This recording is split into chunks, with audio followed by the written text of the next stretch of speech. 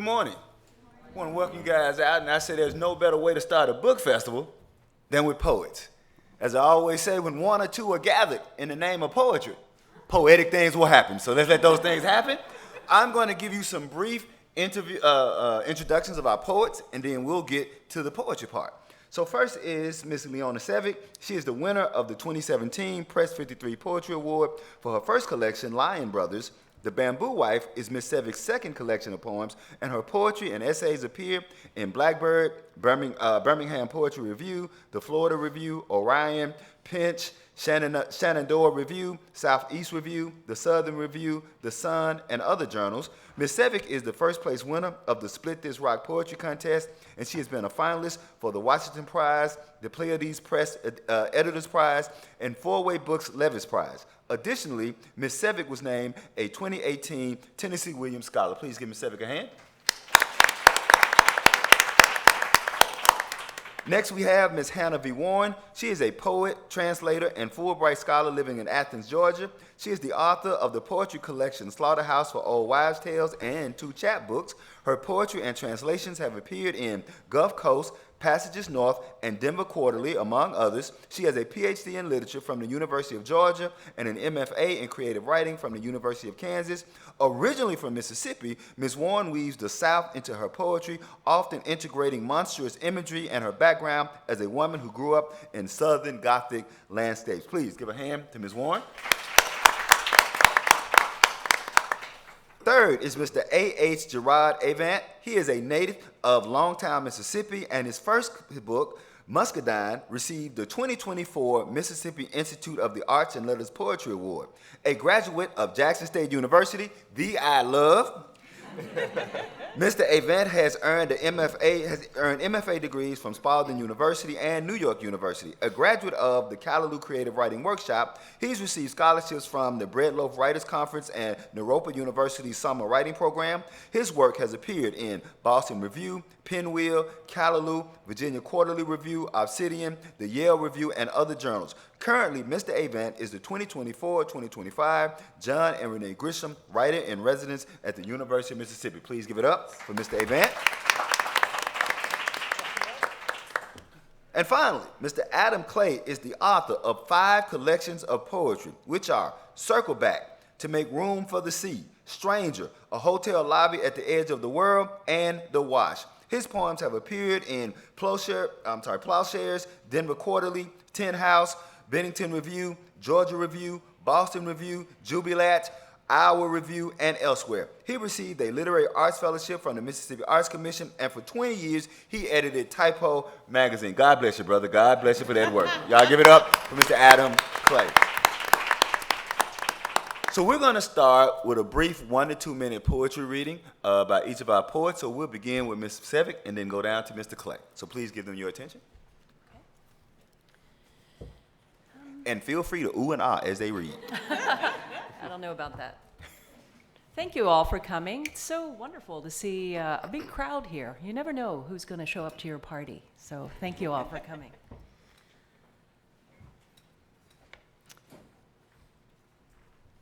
Retold. Orpheus, Eurydice cried, what madness has destroyed my wretched self and you? Step carefully, friends. Follow close at my heels. Trust me to hold back thorny stems that scratch shins, lift low eye-gouging branches, sidestep loose stones and muddied holes threatening dryad ankles. Do be careful. Use your hands if they help. Move slowly over fallen trees, their twisted roots. Let me show you what I've found in these dark woods. Do you see these fire daylilies, their velvet tangerine heads held up by long, strong necks? Note the tiny clenched fists of the mountain laurel, the purple swollen fingers of wild orchids, water hopscotching rocks wherever the stream bends. Hundreds of dollhouse ferns, electric green, overgrow these paths, take back what men once claimed. Up ahead, that man, my lover, will not wait, will not stop to admire what I see. He won't, I've learned, turn back for me. He will study trail maps, look for painted markers tacked to live oaks, repeat his stories, the same lyre notes I've heard again and again. Watch him greet every wild dog, insist that it love him, lick him with all three tongues. Slick with self-interest, my lover stomps on large feet, progress of the unencumbered. Knowing my fears, primordial, unyielding, he warned snakes coil in shadowed, cool places. To some, this seemed a kindness. I once thought so too. Why don't we linger here while he moves on? Soak in the honest sun that shines on you, on me. The god Hymen predicted failure. Friends, I cannot say I wasn't warned.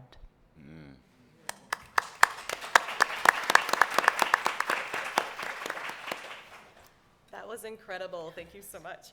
So for the past couple of weeks, I've been spending time with poetry from all these folks who are up here in preparation for this panel, and it's been so delightful. Some of their work I was familiar with, some of it I had seen online, but never in a full collection, and I feel really lucky to be here. Thank you all for being here too. All right. I'm going to start with a poem named Estranged South. So I spent a lot of time out of the South. I'm from Mississippi, but I moved back to Georgia for a PhD program. And everything feels a little different in Georgia than it does in Mississippi. And so I felt this intense estrangement. So things were familiar, the landscape was familiar, the people were kind of familiar, but at the same time they weren't. And then immediately after I moved there, the pandemic started, and so it got even stranger. Estranged South. Even the landscape is a myth. A lightning rupture recycling the dead trees.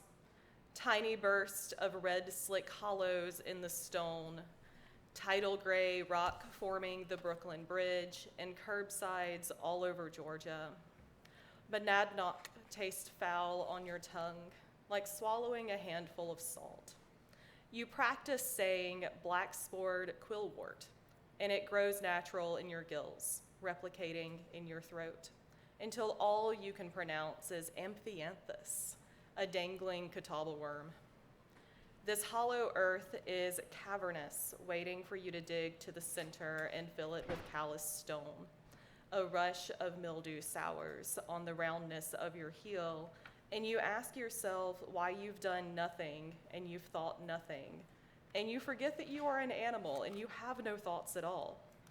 You dream in grayscale, shapes blurry and imprecise as charcoal smudges. You rejoin your herd, kiss their rendering portraits, vaguely familiar red rot overflowing your blunt teeth. Thank you. Yes.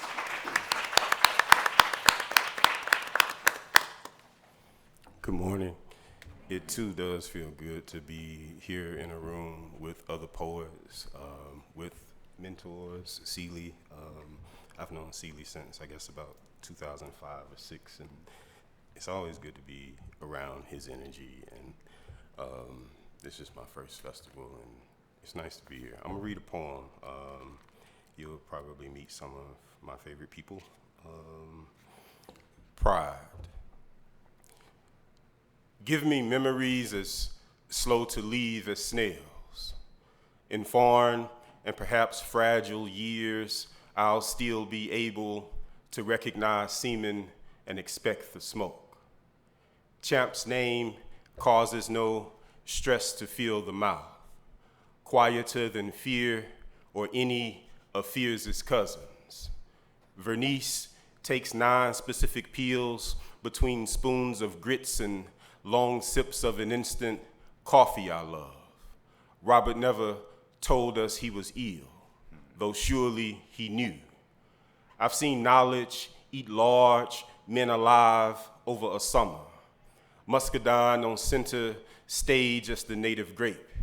The thick skin, the teeth pierce, breaks to pour sweetly across the tongue. Look how I hunger where there is no hunger. Look how Pops left before we thought he was done. Listen how the voice of a dead man can live. Pack me a bag I can fit in my heart. Thank you.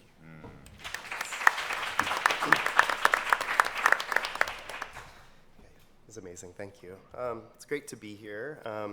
The book festival is my third festival, I think. I grew up in the area, finished high school in '96, and it was kind of before I even knew like writers, there were like living writers in the world. They were all dead. And it's most of them were. There you go. But it's great to sort of see this community here in Jackson and see all of you here today. I see some former students of mine in the back too, so hey guys. I'm going to read a poem called Grief in a Time of Warming. My phone lights up with a weather warning. My phone lights up with an air quality warning. My phone lights up with news of another friend's death. Michael writes me later in the day, tells me these messages will only become more common as we and if we grow older. I dream of cemeteries forever void of mourners, grocery carts filling the oceans, and pieces of the sky falling like puzzle parts, big enough for a school of birds to fly right through. Last week, Michael and his children packed up their belongings and moved south to a city that will likely be underwater in a century. A river can be stepped over where it begins, but at the Gulf, it becomes so wide, it can pull a living thing under with indifference that somehow feels generous. Each day, I'm surprised by how grief finds me, like how the trees from my childhood loom larger in memory when I return to their branches in this present and fleeting life.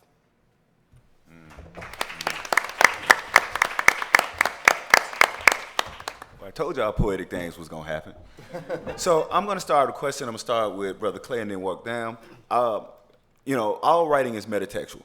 So what I want you guys to do is to tell me one poet and one poem, and I know we could do 10 or 20, but for the sake of time, give me one poet or one poem that either was a foundation of getting into poetry or is a poet who hunts you. When I mean hunts you, is a person who drives you to continue doing what you do today. So Brother Clay, start there and we'll come back this way.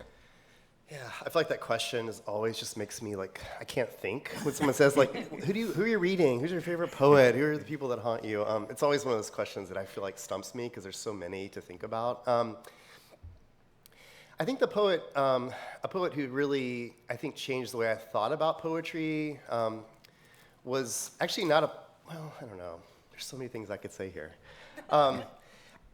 I would have to go to a poet named John Clare, a Romantic poet who was writing at the time of Keats. He was a poet that I had not read in college, but discovered when I was in graduate school. And he didn't sort of fit into the Romantic sort of vein of kind of writing about the circular nature of life and kind of our relationship to nature. But the way that he wrote about nature, it was almost like he was just observing it and just examining it really closely. And I love that about him. I also loved his life story. He struggled a lot with mental illness. He spent time inside and outside of asylums. And I think seeing his work as a way of him sort of like working through some of those things that he was processing was a big part of that. So I'd probably say John Clare. I still go back to his work even now, and I'm blown away by it. I don't think people read him as much as the other Romantics, but he certainly comes to mind. And I think that you mentioning him gives us caution to stop dealing in the whole notion of major and minor poets. Yeah, exactly. Right? Because here's someone who would be considered a minor poet who is still influencing people today. So I appreciate you sharing. Brother Avant? A poet that haunts me or whose work informs my own. I guess I'm gonna go with Harriet Mullen for this question. And Harriet Mullen's an Alabama poet. She published a book, Sleeping with the Dictionary, in the early mid-90s. And that text, I think, changed the way I thought about language as material, or the flexibility of what a poem could actually do, or what language could do in a poem. Her approach is, I guess, it's sort of driven by her own sort of idiosyncrasies with language, her own favorite sounds, her own favorite word games and associations and play. The play that shows up in her work is, I think, something that I relentlessly borrow from Mullen in a way that pleases my own sort of idiosyncrasy for sound and language and that kind of thing. Yeah. I appreciate that because you make it clear that as poets and as artists, we are an amalgamation of what we read and experience. So I appreciate you sharing that with us. All right. Sister Warren? So recently I've been thinking a lot about lineage and our personal lineages as poets. So I've been trying to trace mine back. I'm not so interested in what my blood lineage is doing, but I'm really interested in where my work is coming from and why I'm thinking about language the way I am. So I really love this question. And I've been trying to think of my biggest lineage women especially. And I'm thinking about poets like Ansel Elkins, who's from here, who's doing incredible Southern Gothic work. I'm thinking about Danielle Pafunda, who is one of the weirdest poets I have ever met. So reading Danielle Pafunda's work especially taught me that my work does not have to look like everyone else's. My poetry can be grotesque. It can embody the Southern Gothic in the way that fiction writers usually do, that I didn't feel like I was allowed to do.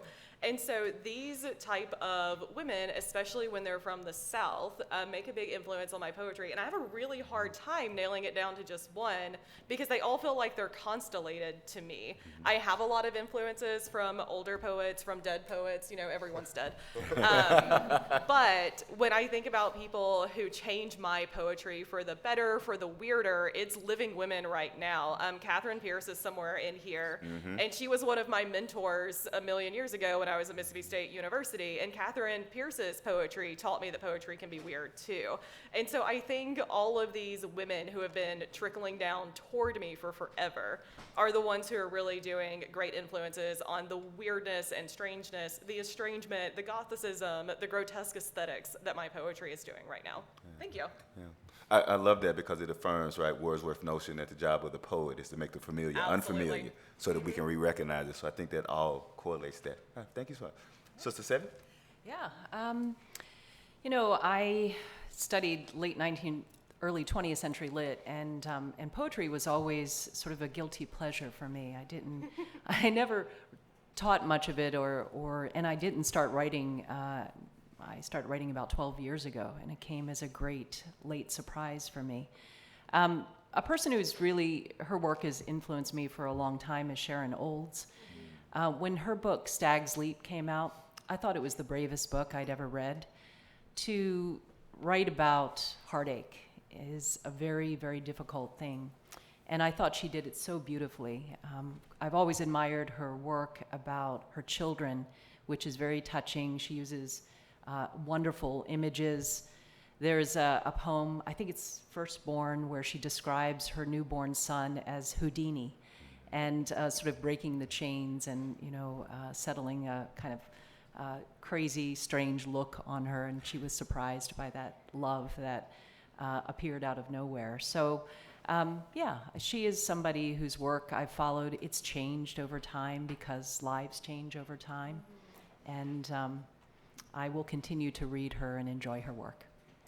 Thank you. And I appreciate you putting a bow on that kind of connecting everyone, the whole notion that each one of you have a living canon, right? It's you are influenced as much by the poets who live today. And I'm one of those people who was influenced by Catherine Pierce as well. Her and Sappho just inspired a poem that I wrote. So I'm glad that you guys made those connections. Say it's okay to read poets that are still alive, right? So I want to make a switch. right. They ain't got to be dead to read them, y'all. Let's read some living poets. Right. So each of you in your text are making masterful choices with both form and free verse. As such, explain how you were able to master form without becoming a slave to it. And so this time I'm going to go in reverse, and so I'll start with Ms. Sevick and then go down to Brother Clay, right? Okay. So I had no idea I wrote in form until Alicia Stallings told me I did. I write in syllabics, and so I guess I never thought about it. I didn't do it consciously. It just came to me because, well, I've read a lot of Shakespeare, I guess. So it is now something that I embrace. I work in that form. All of my poems start out as syllabic work. And then sometimes they change, sometimes they don't. So I think it's important to, as you say, not to become prisoner to a form. Sometimes the syllabics just don't work, and you need a different way to end the line. And so I've become much less sort of, I think, kind of mastered by that form. I allow myself to reread, to edit. We all engage in quite a bit of editing.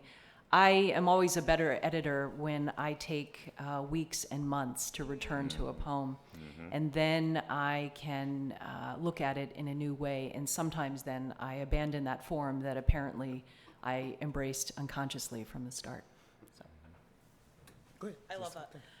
So I'm the exact opposite of this, but I think it's incredible that we have so many different ways to enter poetics and to enter language. I am not an out loud poet. I am a page poet. And so when I'm thinking about form, I'm thinking about how something looks on the page usually, not how it sounds out loud, which is why I'm never going to win any out loud poetry awards.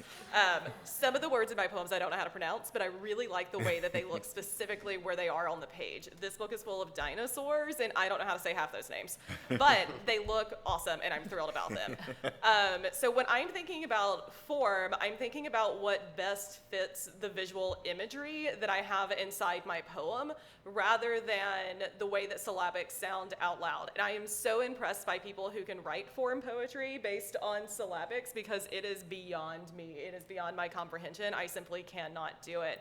And so when I'm thinking about my poem, it usually just ends up being a lot of stuff on a page for the first draft, and then it gets exploded from there. So I'm a poet who often uses an entire page, or I'll have something that's this wide on the page because that's the last form that I think the poem should take.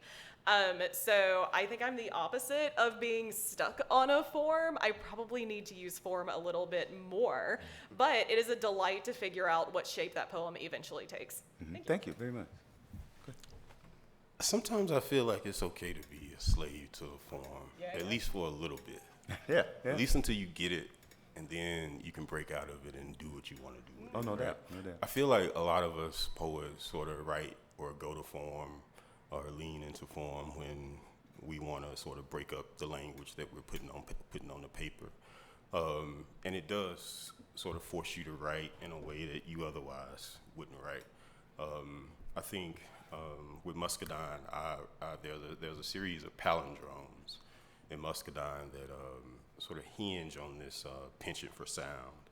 And I chose the palindrome because the palindrome sort of got this echoey structure that everything you hear going, you hear coming, forwards and backwards. And I used it to sort of privilege the speech dynamics of the speech communities that are most responsible for my own sort of acquisition of language. And I don't know, I feel like that unlocked a way for me to get at certain material that I wouldn't otherwise have been able to get at. And so I think for a while, I was like, okay, I'm here, I'm gonna stay here. I'll be a slave for a little bit. There you go. I'm gonna break out of here and then go and do another thing. Very good. Thank you. That's great. Yeah.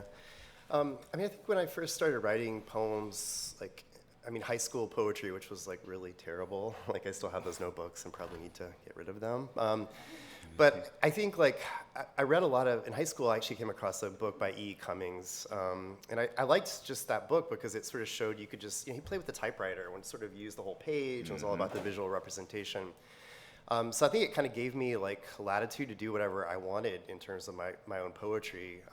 But I think once I got to college, I think we tell young writers or students in college, we say to be a writer you have to read, and I think a lot of times younger writers don't want to read. Right. We sort of think we're I say we like I'm young, but you know, they think like, oh, I'm so individual and unique. Why would I want to read something and be influenced by it, right? Which I think like so much of being a writer is being influenced by other people and reading them.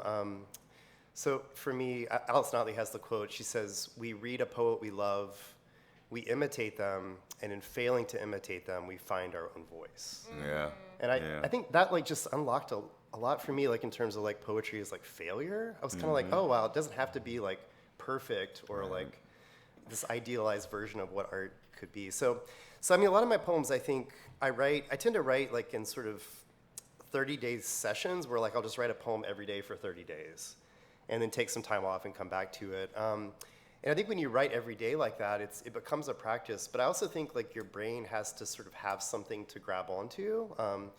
So for me, a lot of times I read a poem, maybe a free verse poem by someone else, and try to imitate it or sort of like copy what they're doing on the page and sort of make it my own. So I think so much of the poems in this book, for example, are like sort of riffing off other people's work, whether it's their formal poems or not. But there's something about form that I think turns the brain off a little bit from like I'm trying to write something beautiful, smart, funny, sad, whatever, and just trying to meet the form. And I think in doing that, like sometimes you find a line that you're like, oh, that's interesting. Right. And then it kind of goes to the next thing.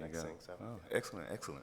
So each of you is exploring and excavating the depths of the personal, yet your poems resonate greatly on a communal level. So explain how you are able to make the personal a collective or communal experience. So I want to begin with Brother Clay and then come back this way. Okay.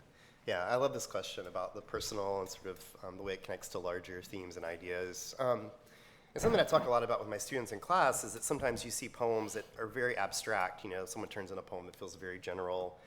And the students are like, oh, this is great because like you can kind of read into it however you want to read it, which is true to a degree, I think. But I think all readers, all people, I think we read literature to like find ourselves in it. You know, we're looking for something. And I often think that sometimes the more specific you can be in a poem, the more someone's going to find something specific about themselves within the poem. I think as Jerriod Brown says, there's nothing more political than the personal, you know? And I think that's really true. So I think writing a poem, you know, about something like really specific, I have a poem in this book. It's about the Keats Ode to a Nightingale poem.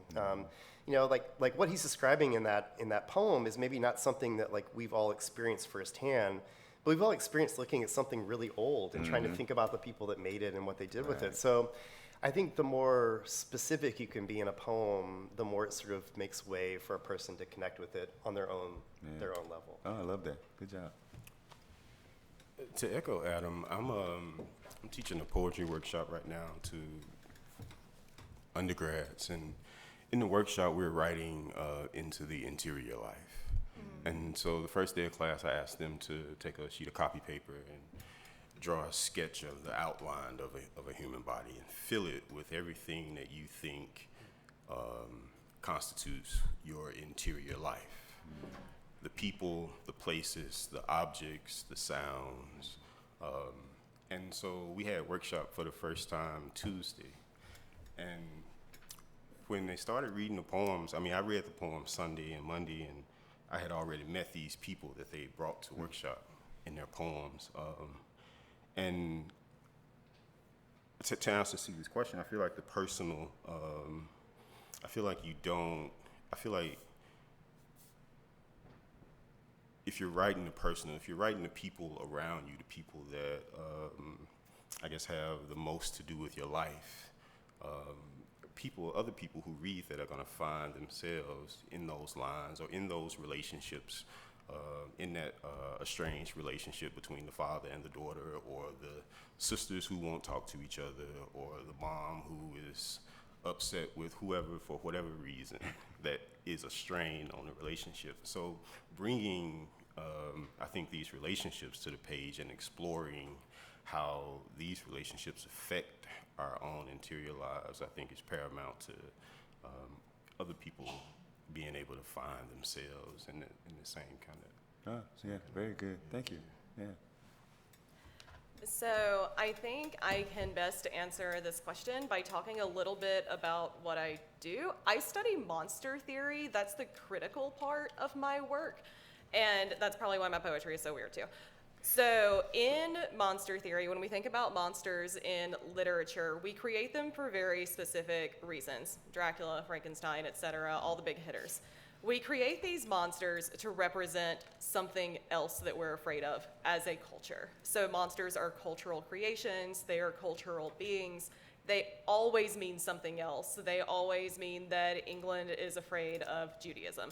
They always mean that Beowulf is afraid that a foreign invader is going to come over his line, right? And so we're all inside this situation where we're creating these us versus them dynamics. And so that's what the monster does. We, us, are afraid of them, the monsters. And that's what we do in reality as well. And that's how we do community building as well, is by creating those us versus them dynamics, which reduces the way that our community can exist.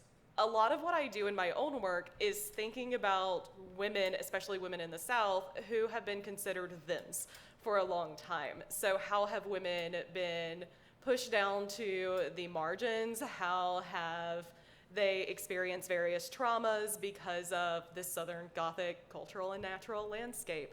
And so when I think about personal and communal identity, those are really vague to me. Those overlap a lot. Because when I write, I'm thinking about my personal experiences, but I'm also thinking a lot about every single woman I grew up with around this small town in South Mississippi. I'm thinking about all of their stories. I'm thinking about my cousins and aunts. I'm thinking about my sisters' in-laws, every woman I ever met. And so I'm building them into my poetry, and I think a lot of us do that. I think we're inherently always responding to this idea of us versus them dynamics in our poetry, and how we're always kind of trying to push against what we define as a community. Like, how can we be inside the community of us when part of that community is shoving us into it them? And so personal, communal identities, they're so important in poetry, and sometimes they're so vague. And I think that is delightful and on purpose. Thank you. Yeah, and thank you for mentioning the specificity of your particular theory and how it manifests in your work. And when you were saying that, I was thinking about, and I wanted to check, an article by John Allen Stevenson, Vampire in the Mirror, The Sexuality of Dracula. Yeah, that's like, I love that article about, like you say, monsters being things from a social political standpoint, that monsters are a reflection of what we make them. So yeah, we were talking about that, and I love that article. Yeah, so thank you so much. So Sister Sevick, go ahead. Yeah. So one of the things that I write a lot about is gun violence, and of course that is a communal issue, communal monster. But the way I approached that particular theme really had to do with my father.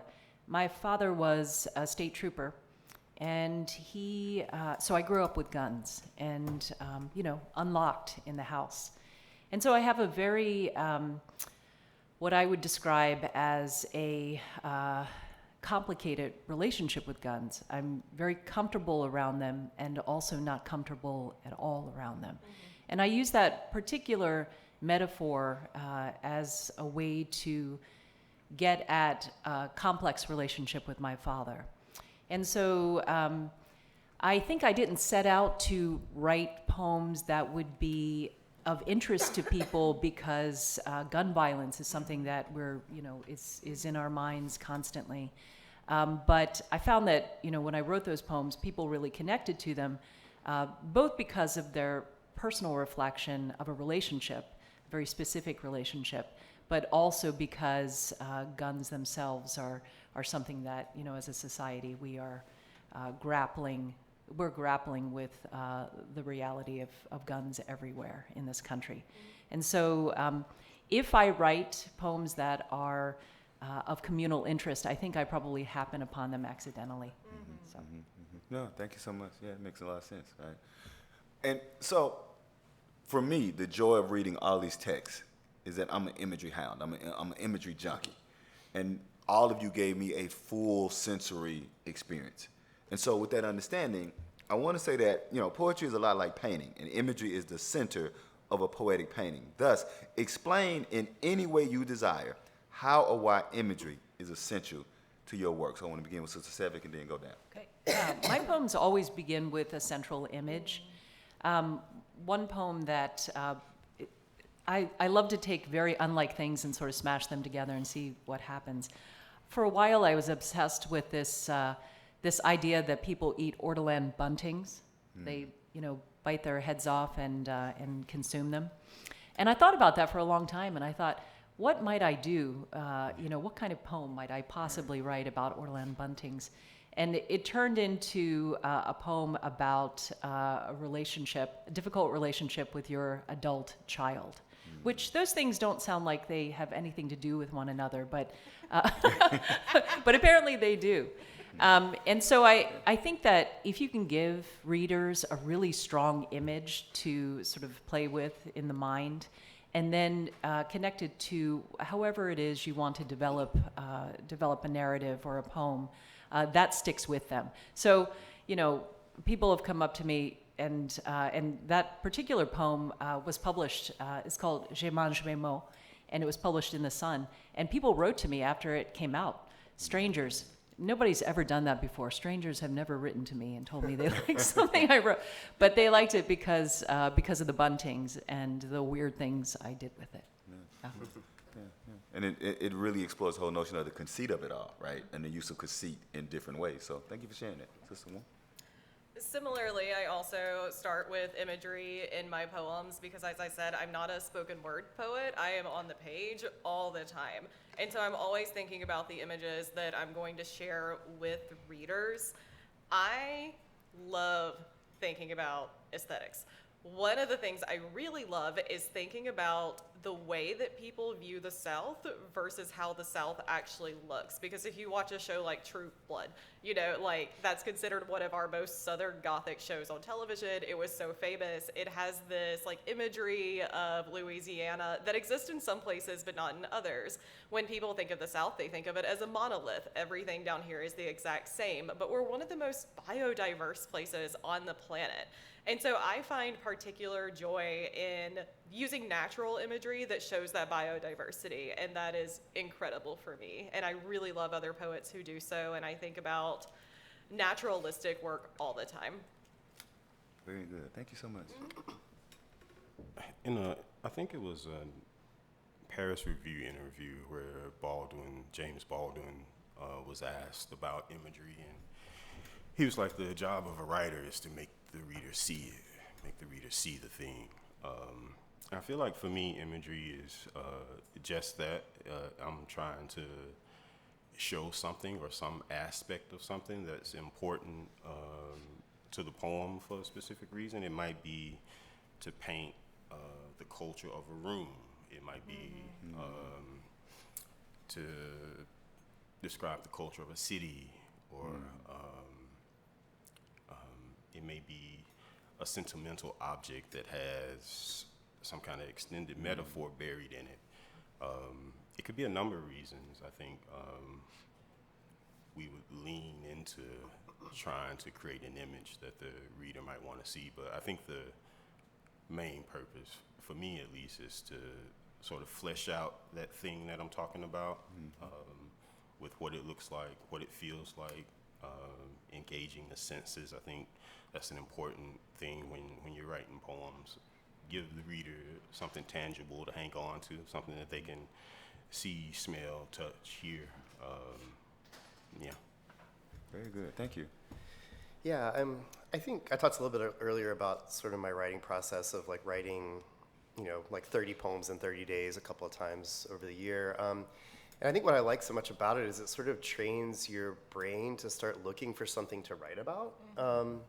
And even if that's something completely mundane or uninteresting maybe on its surface, trying to sort of take those images from our daily life and making them somehow new or interesting or unpacking them, I think is one thing that I do as a poet, is just trying, and I think I'll say it too about poetry just in general. I think it allows us to kind of we don't live in a time where we're encouraged to slow down and think about stuff. We're kind of encouraged to just keep moving, keep moving. And I think poetry as an art form sort of allows us that time to sort of slow time down. Like in a poem, a poem can sort of, it could be like a really short poem, like 14 lines long, but could contain so much in terms of the imagery that it's used. So I think the meditative quality of writing about what we see is really important, and I think comes back to that sort of question you asked earlier about how do we connect with readers? We give them stuff that they can see, right? Yeah. We give them things that they can experience on the page, and allows them to connect with it. Excellent. Very good. Very good. Thank y'all so much. So I have one more question, and then I'm gonna come to y'all. I know I feel a question emanating. I can feel it. It's bubbling up. So I'm gonna come to get that question that's bubbling up. I'm gonna begin this question with something that's often taken out of context by W.B. Du Bois, right? Du Bois said, the quote from Du Bois is, in the final analysis, all art is propaganda. Now, what gets taken out of context is people often claim that Du Bois said that all propaganda is art. That is not what he said, right? There's a difference. So I just want to make it clear on that. So, Du Bois stating that in the final analysis, all art is propaganda, even though all propaganda is an art. Using Du Bois's assertion as context, what is your notion of a political or a social political poem, and how is it most effectively executed? So I'll start with Brother Clay and come this way. Yeah, that's such a great question. And I talk a lot about this with my students. I think even a poem that doesn't directly address something political is political in making that choice, right? In that way, every art form has politics connected to it somehow. I don't know, I think I write a lot in my poems about climate change. It's something that I care deeply about. But I think it's also, and I'm sure we'll get to this talking about gun violence and these other issues, but how do we write about these things in a way that feels productive, or because we all know they're problems, right? But what can art do that other forms of writing can't? And I think of the W.S. Merwin quote about, in the last day of the world, I would want to plant a tree. And that feels just sort of a radical form of possibility and hope. And I'm not saying that things are hopeful. They're not always hopeful, right? It's hard. But I think trying to sort of write through poetry to sort of figure out what is our relationship to nature, the choices that we're making, but also what are the possibilities for the future? What can we do through the work? So I think that's. No, I love that. Thank you for sharing the tree concept. Thank you. Brother Avant? Dudley Randall's got a poem, or wrote a poem called "A Poet Is Not a Jukebox." Yes, love that poem. Yes, go look that poem up. I'm sorry. And in the poem, Dudley wrestles with this question that Seeley's asking us right now. In that, the poet will write about what the poet would want to write about, the way the poet wants to write about it. I think my work's super political in terms of language, and I think I approach it by putting in the language that I feel is excluded in a lot of spaces, or is maybe looked down upon or ranked in a way that may make a person feel less of a person because of the way that they talk or speak. And so for me, it's just a matter of showcasing the flexibility of a dialect, to lift it, to show how dynamic a dialect can be, or how flexible a language can be. And I don't know. I don't have any qualms about doing it. It's almost just second nature to do it. It doesn't feel like work, which I think trying to be political or outrightly political in poems can feel like work sometimes, especially when you, I guess, maybe spend too much time thinking about the audience that might be consuming the work. But I think if you're into making political work and that's what you want to do, I think the thing is to do is to just do it, and worry about, I don't know, consequences later. But the things that you're passionate about, fill it with that, and it'll be fun. and just with that Dudley Randall poem, the notion of not being put in a box. And I'll tell this story quickly. There's a local Jackson City councilman that walked up to me one day at an event and said, "See, Lee, it's so glad to see you and ain't nobody dead." And I was like, "What the hell?" He's like, "Every time I see you, somebody's dead," because I didn't realize that I had become the go-to read the poem at the funeral guy. Right? And so that whole notion about people who write occasional poetry, who write poems for occasions, and then you're writing those kinds of poems, being careful not to be put into a box so that you don't have anybody walk up to you and go, "It's so glad not to see you when somebody's dead." All right. Sister Warren, go ahead. That's bananas.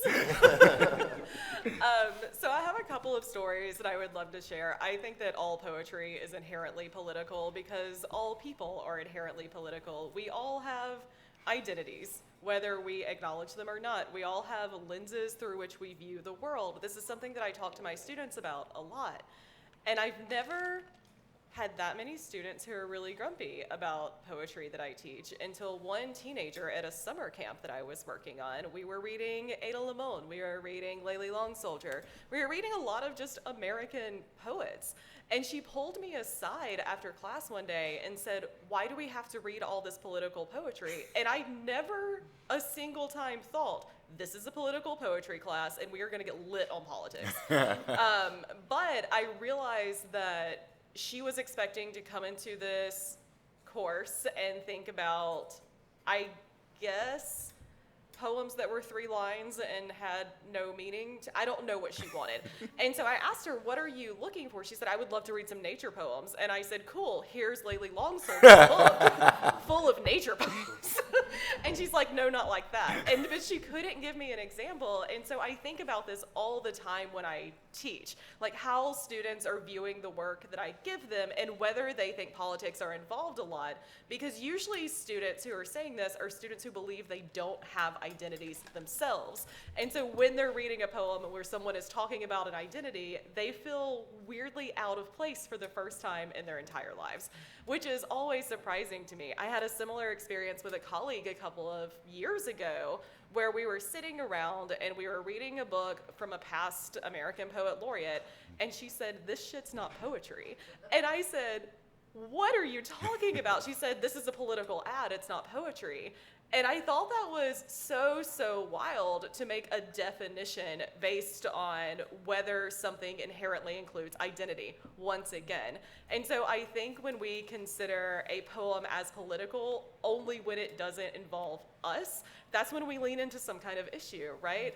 But all poetry is political. I'm talking about women is political. Talking about anyone in the South is political. Talking about a region is political. Talking about the sky is political because we're talking about climate change. Mm-hmm. Anything that you write in a poem has politics attached because you are a political being. And I think remembering that is really important for how we enter a poetic space. You don't have to be always thinking about it, but it's invisible. It goes on the page anyway. Yeah. I used to tell my students when someone says they don't like poetry in their art, what they really mean is they don't like your politics in their art.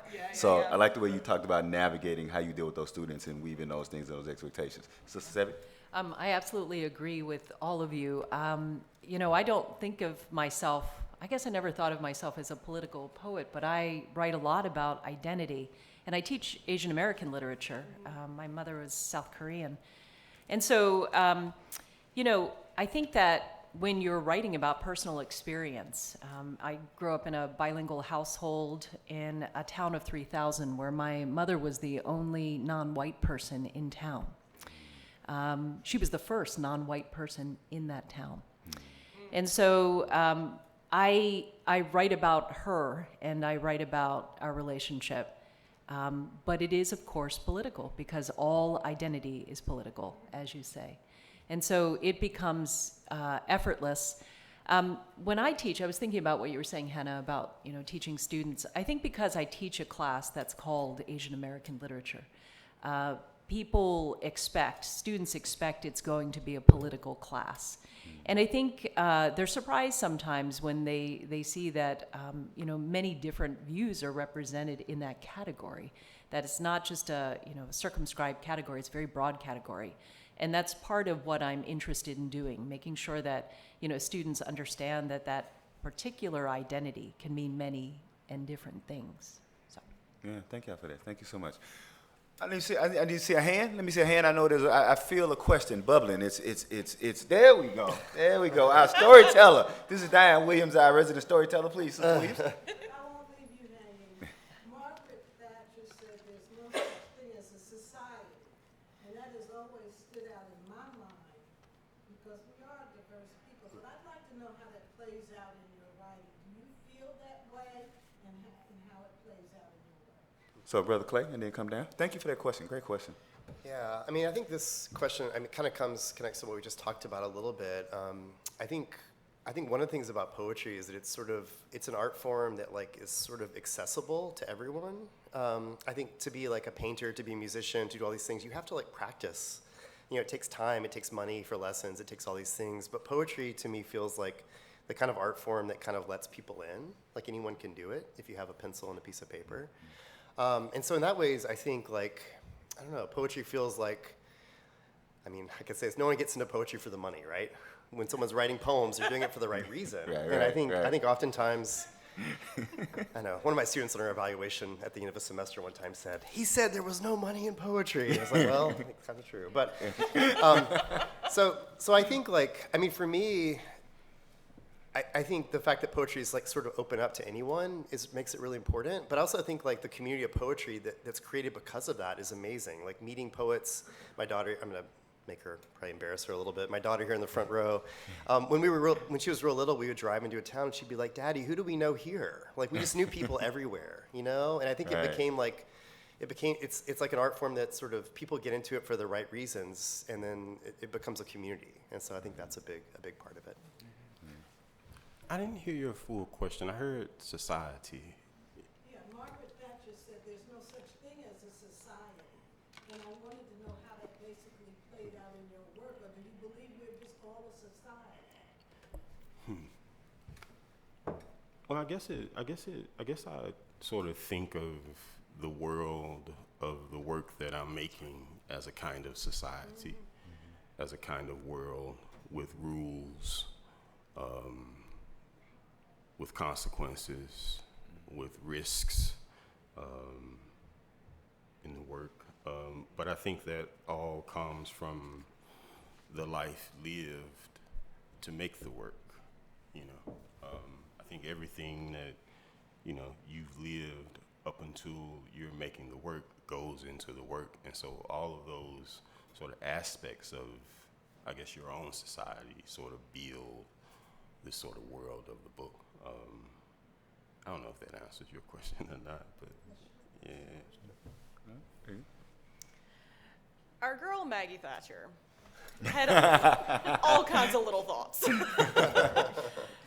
And so the word society is so wibbly wobbly.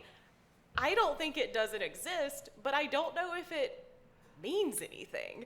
And so we all live in a society. Like that's the reason we have rules and we can do certain things and we can't do other certain things.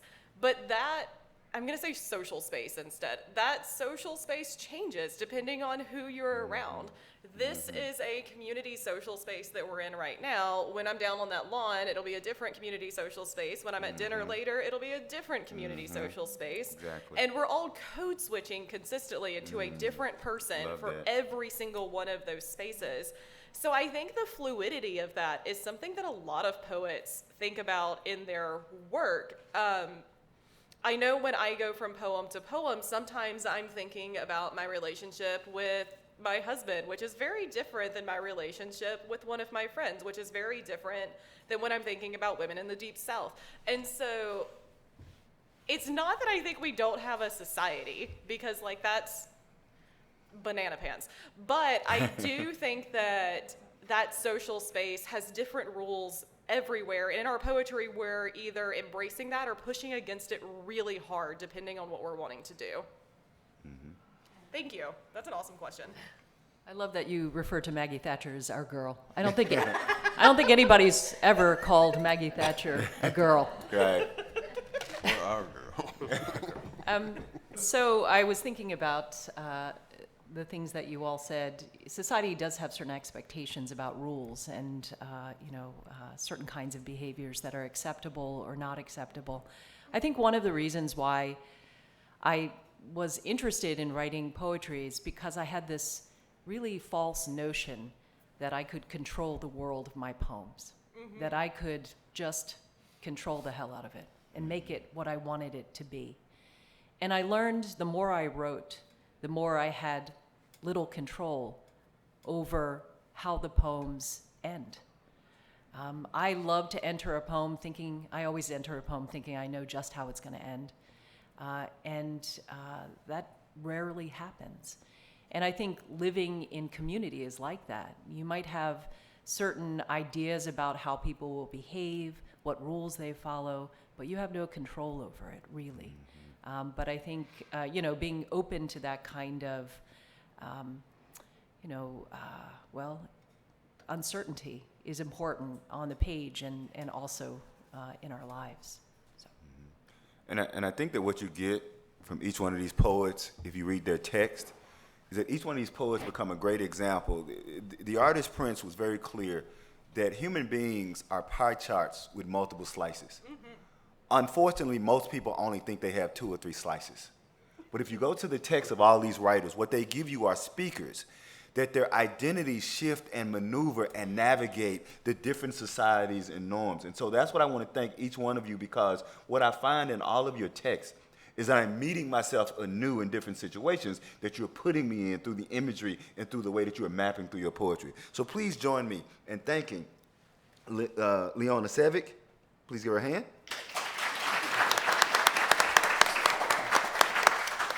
Ms. Hannah Warren. A.H. Jerriod Avant. And Adam Clay. This has been your 2024 poetry panel at the Mississippi Book Festival. And please go to the tent, buy their books, because poets got to eat too. And if you love poetry, this is the designated poetry room. I'm not leaving. I'm going to stay in this room for a couple of panels, even though I got to go to the Jackson State football game later this evening. So I'm going to be dressed very strangely at the football game because I'm not going to be able to give a chance. Please give them a hand, and please give a hand to the books. And we will see y'all at the next panel.